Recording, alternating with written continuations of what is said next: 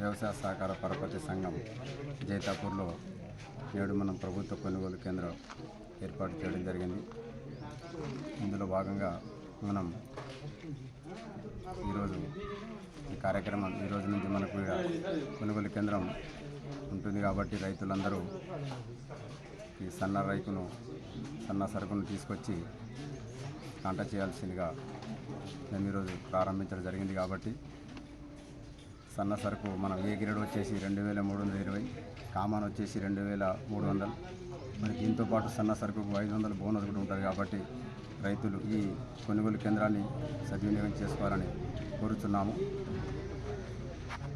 జైతాపూర్ సహకార సంఘ పరిధిలో గల జైతాపూర్, జంబ్లం, బ్రహ్మన్పల్లి, యార్పీ క్యాంప్, దూపల్లి, బాపునగర్ వివిధ సెంటర్లో గల సహకార సంఘంలో ఇవాళ వడ్ల కొనుగోలు కేంద్రాన్ని ప్రారంభించడం జరిగింది.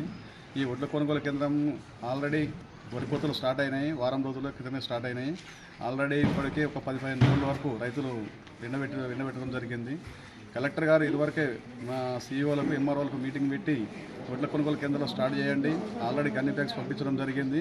వడ్ల కొనుగోలు కేంద్రాలు ఇమ్మీడియట్గా ఉన్న పలంగా స్టార్ట్ చేయండి అని చెప్పడం జరిగింది.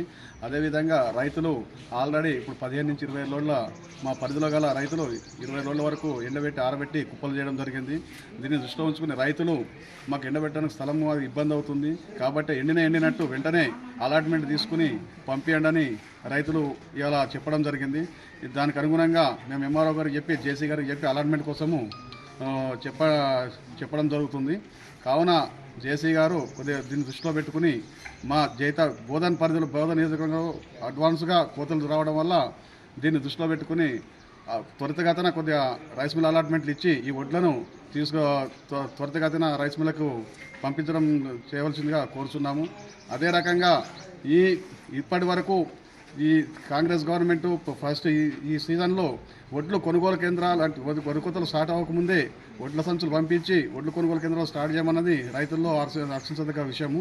అదే రకంగా ఈ 2320 రూపాయలు కాకుండా అదనంగా బోనస్ కూడా 500 రూపాయలు ఇస్తామనడం చెప్పడం జరిగింది రేవంత్ రెడ్డి గారు. దానికి అనుగుణంగా రైతులు దళారులను నమ్మి మోసపోకుండా ఆరబెట్టి నాణ్యమైన వడ్లు ఆరబెట్టి సొసైటీ పరిధిలో కాంటా చేపించి దాన్ని పొందవలసిందిగా విన్నవించుకుంటున్నాం.